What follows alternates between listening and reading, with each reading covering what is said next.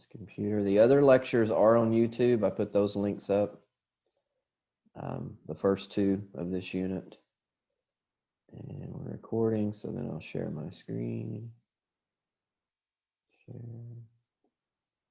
There we go. And of course, that's in the way. Everybody see? Yes. Okay, good deal. All right, so parasitology, we have some more hemoflagellates. So this is these are a little different, not too much, but what they'll do is we got some cutaneous and some visceral problems. But one of the main cells that you're very familiar with is the one that's responsible in the life cycle, and that is the monocyte. So we find this one in the blood, in the monocytes, because they phagocytize these when they come in. So just to give you a good idea. So leishmaniasis is where we are. So again, the life cycle is going to stay the same as far as vector for the most part. We have sandflies, and it gets an old world and American introduction to name. So the phlebotomous sandfly is for old world leishmaniasis, and then we have the Letzomia and the Psychodopagus for American leishmaniasis. So again, it looks like our giant, what we call the giant mosquito around here, sandfly, taking a blood meal.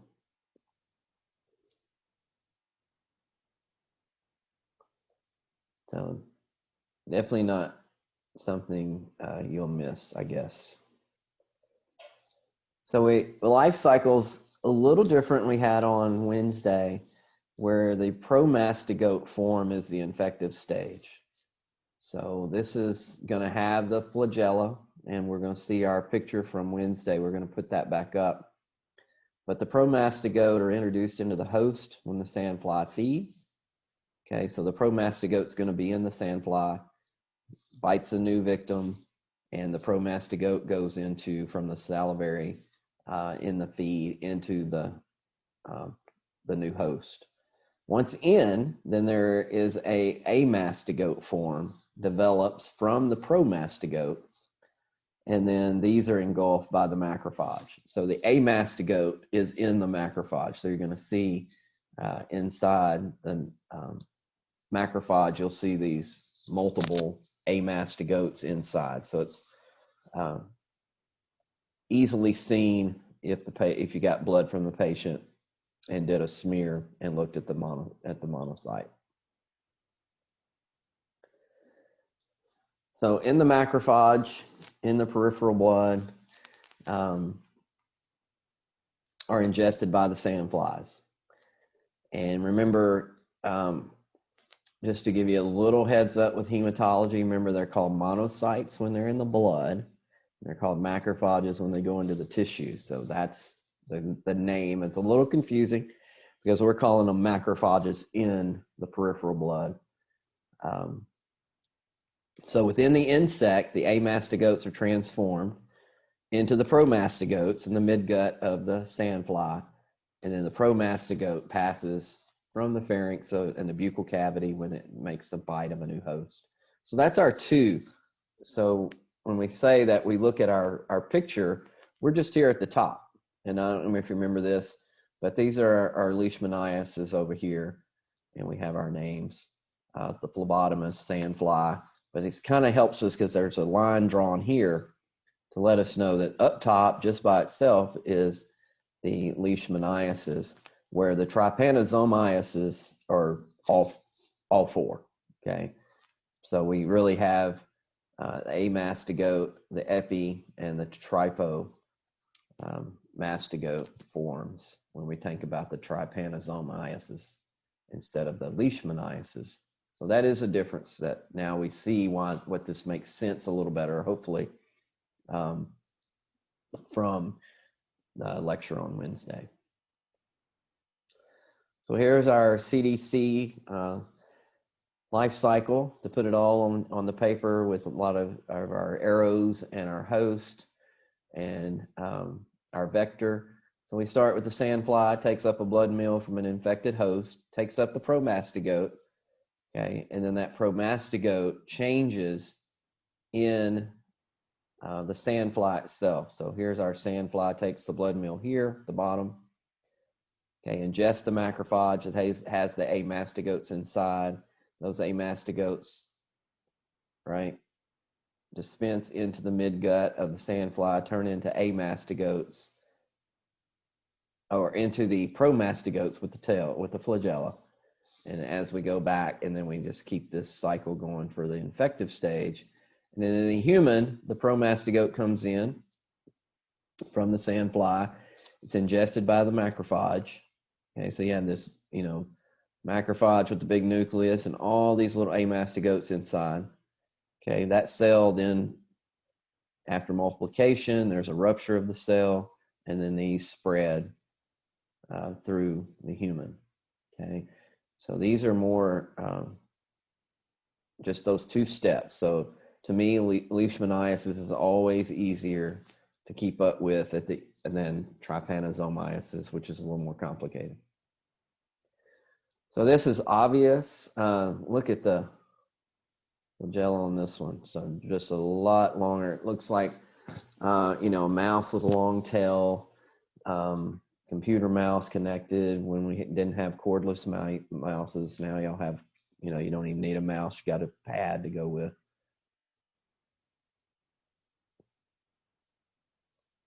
So still kind of the same look to it, the nucleus, the kinetoplast, and then the flagella coming out anteriorly. Okay, so the good thing about leishmaniasis is they're all identical. So there's no, it's this species, and then we move to this one. They're all identical. The amastigote is ovid or ovoid shaped, 4.5 to 3.3 micrometers. The gymnostain, we get cytoplasm pale blue, nucleus large and red, kinetoplast deep red to violet, and the flagella is short and intracytoplasmic, and this is the amastigote. Okay, so the promastigote, has the longer flagella. So what does cutaneous leishmaniasis look like? It's going to look like this open wound sore to the skin. So we have some pictures coming up. So we're going to have cutaneous, which is, skin infection, and then we'll have visceral, which is going to be internal infections with a little external look to it. So the cutaneous leishmaniasis is known as oriental sore, Old World or Americana forms. So Old World geography-wise, it's North and Central Africa, and we're going to see a map. Asia, including the Middle East, Russia, Pakistan, India, Mediterranean, European countries. And the American forms are Central and South America. So here are two maps. Of course, you've got, leishmaniasis major through Africa and into Saudi Arabia, Iran, Afghanistan, Pakistan. We've got some tropica up in the areas of Syria. We've got Italy over here with Infantum and Chagassi. And then you see the American forms in Central and South America. You see Mexicana being up, Mexico, Honduras, Nicaragua. And you see the different areas. Hopefully you can see that. So let's take on Old World cutaneous leishmaniasis first. These are Leishmania tropica, Leishmania major. So we're talking about the Middle East, India and Kenya and Africa. Disease is chronic, lasts a year or more. Incubation, a few days to several months. You get a single lesion, primarily on the face. These facial lesions consist of a papillary lesion which ulcerates, an ulcerative lesion. So, we think, back chicken pox, we think that's bad, right? These crusty little lesions that pop up from a blister, and then they crust over, and then they heal, and they leave a scar. Well, leishmaniasis, is not a viral. This is a parasitic. They first show as a red papula, and then they gradually develop, covering fine, dry scales, forming a crust. So here is an old world picture from 1917. This shows a cutaneous leishmaniasis in the Middle East. Locally, they call it Jericho buttons, the lesions themselves. Frequent cases around the old ancient city of Jericho. Single lesions, but you could have multiple lesions. So this guy here, unfortunately, has multiple lesions. And this, as it states here, Europeans have no native immunity to infection. So we're real familiar with being in a naive population to different organisms and viruses and microbes. Leishmania tropica, we see with deficiencies in cell immunity, can lead to these lesions extending throughout the body. And where do we see this? In the urban areas. So when you start getting crowded people, this is one thing you may not have thought about. The military. So United States soldiers going over into those areas, they were exposed in Iraq and Afghanistan. And, I always check this when the slide comes up. I check their cases. And usually about that time period, it's about 1,500 cases of different leishmaniasis in the U.S. soldiers. So you can see this ulcer here on the hand, sandfly bites, holding a boy that has an ulcer on the face. So again, you don't think about that. You don't think about, we're not going to be working in Iraq and Afghanistan, but maybe our patient was working in Iraq and Afghanistan.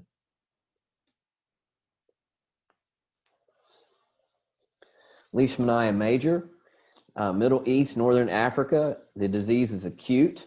Okay, so just to go back here, Leishmania tropica disease is chronic. So acute infection, 3 to 6 months, primarily on the lower limbs, so not up on the face. Lesions are moist, multiple lesions are common. Primarily a disease of rural areas. The rodent is a reservoir host. We didn't see that in the life cycle, but again, reservoir hosts would take a bite from a sandfly. It doesn't affect the rodent, but the rodent then, is part of the life cycle for hosting, and then can be the sandfly bites the reservoir host, and then it's the human definitive host. So ugly, ugly ulcers on the skin. So that was our tropica and major over in Africa, Middle East. Now we're going to come back into the Americans. So American cutaneous leishmaniasis with Leishmania mexicana and Leishmaniasis pythonial. Or piphinoi, right? Sorry. I said pie at the time, it's piphinoi.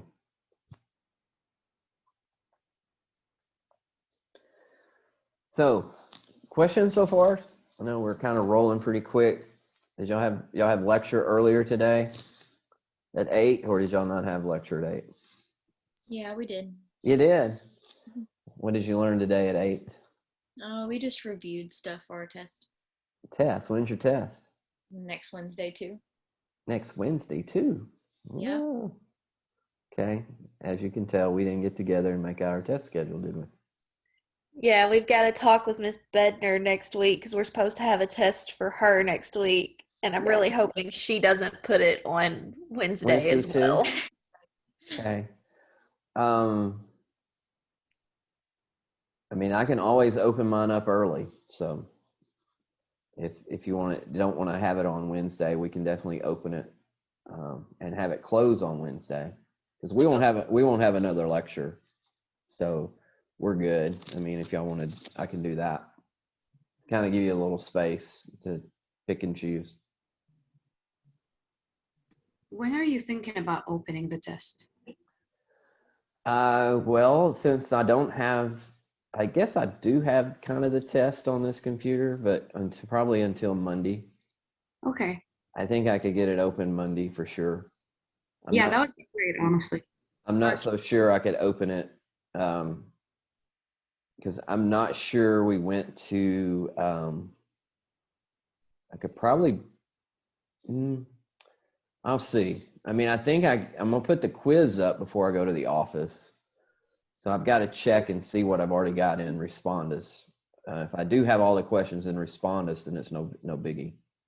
But I just have to check. Yeah, because I just don't know when she plans on doing hers because on Wednesdays is when we have her lab. Okay. And so I just don't know if she plans on doing it on a day where like we don't actually have her lectures or if she wants it to be when we have her either lab or lecture. Because it was supposed to be Monday and then she was like, well, I want a day of review, so she was going to move it. Okay. But y'all have a lecture on Wednesday too, right? We No, have you on Wednesday, Yeah. When do you have her?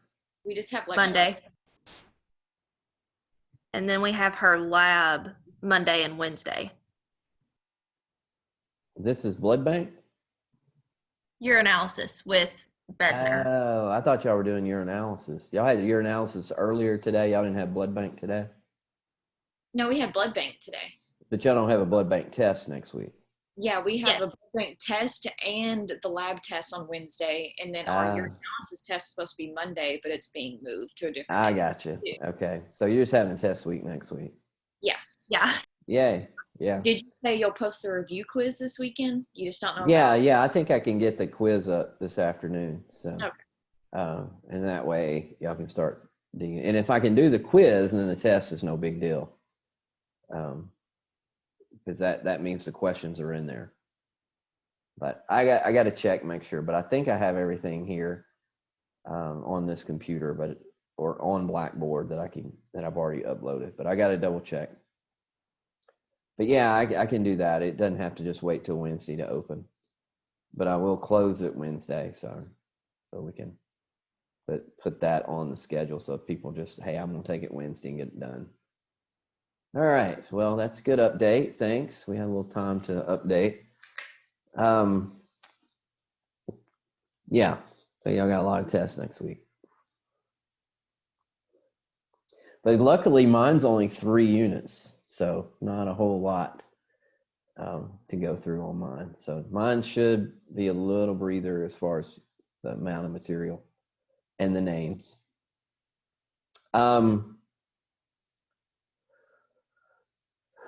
So who wants to help me with my Spanish? Would we want to call this Kai Claro or Chiclero? Which one? Or is there a Spanish pronunciation that I'm missing?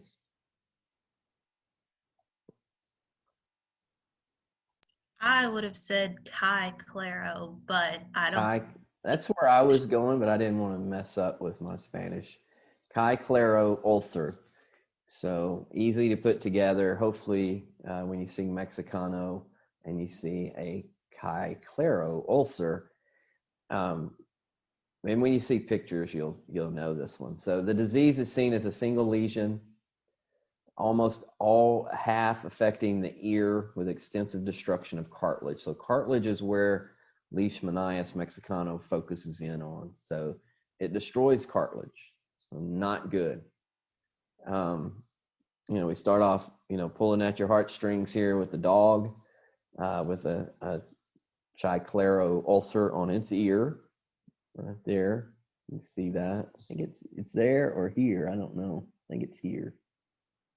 It's hard to tell if that's the ulcer or is this where it's chewed off. And then we have leishmaniasis piphinoi. So where Leishmaniasis mexicano is the chiclero is ear, this is a diffuse form with the lesions all over the body. So piphinoi is, they bear the resemblance to leprosy lesions. They do not ulcerate or heal, and the patient remains in good health. So here you can see lesions on the hand, on the face. So it's not just on like the cartilage of the ear. So it gives the patient a look of leprosy. So how do we diagnose American cutaneous leishmaniasis? So diagnosing after the sandfly bites, the parasite multiplies, the amastigotes again in the macrophage in the area of the bite. So the macrophages will, migrate to where the bite is and then start phagocytizing the amastigotes. Or not the amastigotes. What does the macrophage engulf?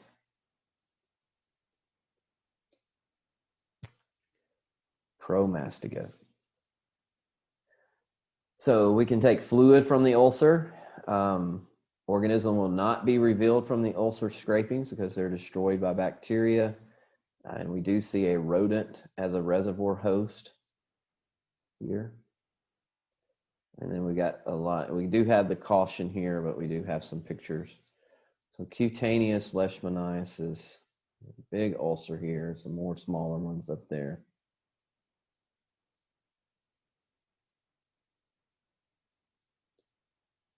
Ugly, ugly.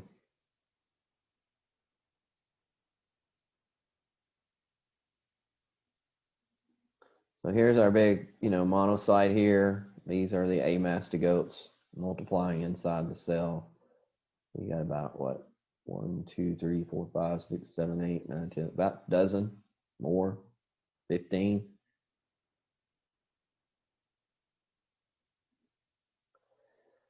So that was our cutaneous. So now we're going to go to mucocutaneous leishmaniasis.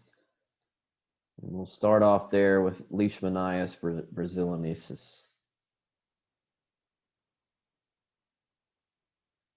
So Brazil makes sense, right? Got its name, Brazil. Where it is known as Espondia.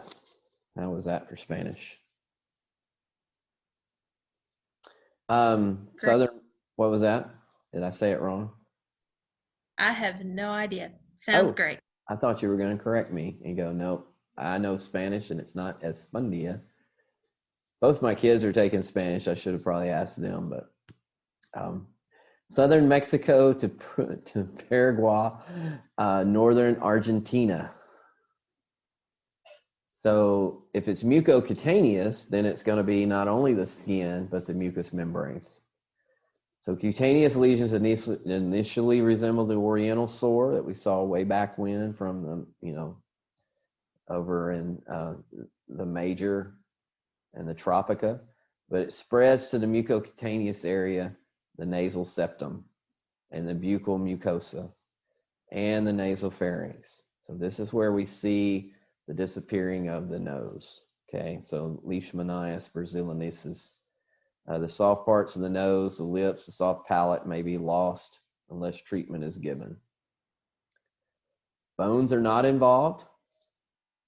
Death may occur due to secondary bacterial infections because you're getting all this breakdown of the skin around the face. And that's what we're talking about. So the cartilage of the nose is attacked and it deteriorates the cartilage. So mucocutaneous, not just cutaneous, but around the nasal cavities, around the lips.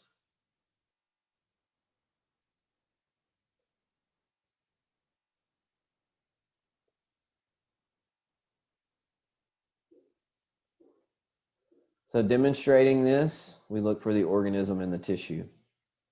Specimen of choice, just a biopsy of the edge of the lesion. Again, there is a reservoir host with rodents.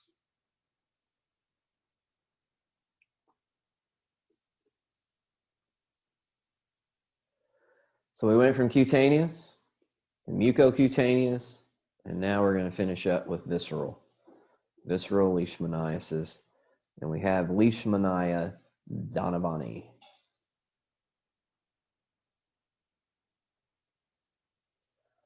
So this is as a black fever, that's Kala Azar.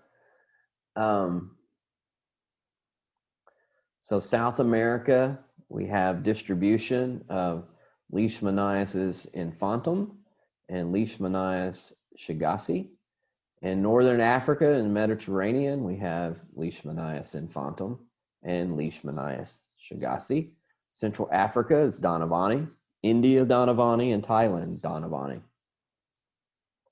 We have our breakdown, excuse me, of our distribution geographically from South America to Africa, India, Thailand, Far East. All right, so again, throughout, we have endemic areas with the light green, hyperendemic with the dark greens, and you see here's Brazil.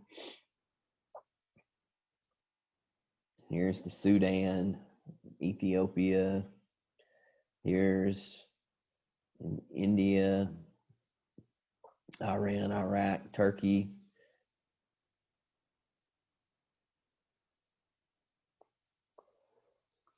So the visceral leishmaniasis, the etiological agent is Leishmania donovani. Parasite is not confined to the subcutaneous tissue and mucous membranes, but may go throughout the body. That's why it's going visceral, and visceral means body. But incubation period, 2 weeks to 18 months. And we see abdominal swelling, enlargement of the liver and the spleen, hepatosplenomegalia. May have episodes of diarrhea that mimic typhoid fever, intermittent fevers that mimic malaria. And of course, we said black fever is the Kala Azar name, which reflects character darkening of the skin. Although skin lesions do not occur in most cases, we could have a primary skin lesion may appear on the leg in the African form. And then the mortality rate, up to 95% within 2 years if untreated.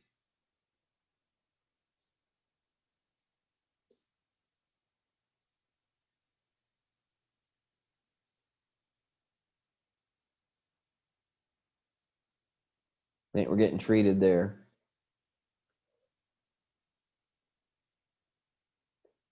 Hepatosplenomegalia. This being the spleen, this being the liver.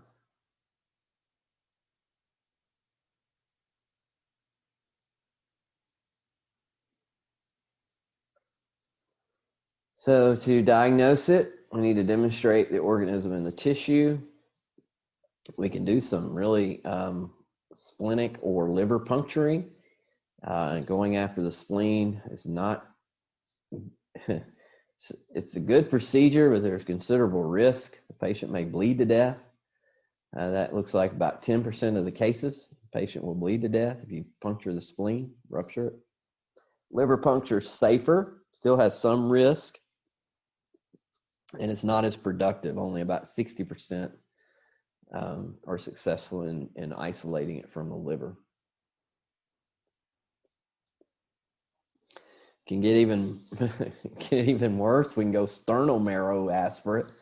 Can also reveal the parasite and is the procedure of choice. So they're going to stick, a needle in the sternum to pull the marrow from the sternum to isolate the organism. There's also a Montenegro skin test to test for immunity. If it is negative during active disease, but positive after recovery. So it's kind of like our TB skin test. If you've been exposed or you've had an infection, your skin test would be positive. So subcutaneous, I think this one was from a want to say bone marrow. What that was, I can't remember. Again, the monocyte, amastigotes. That looks more like a bone marrow to me, or sternum marrow.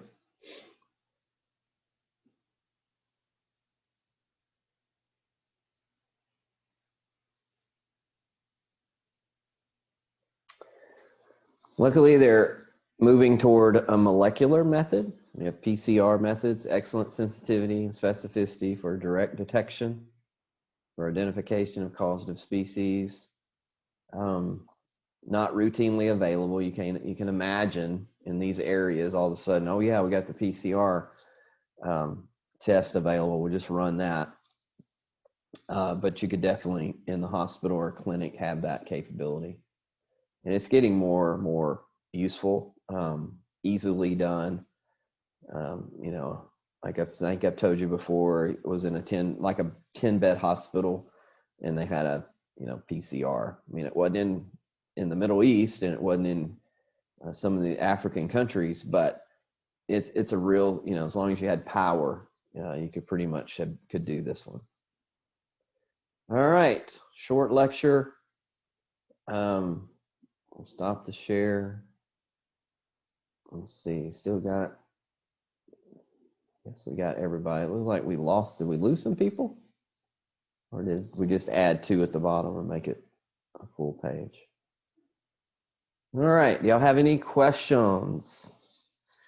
So just a note for my my seminar at 10, I'll be logging back in at 10 for that, to do that for our seminar at 10 for the ones that have Friday seminar today. I'm in charge of that today too. Questions, anybody? Hopefully you got out. Did y'all have the other lab yesterday? Or did you have a whole afternoon of nothing? Whole afternoon of nothing. Yeah, did you get out and sled? Hopefully. No. I did chemistry homework. Chemistry homework.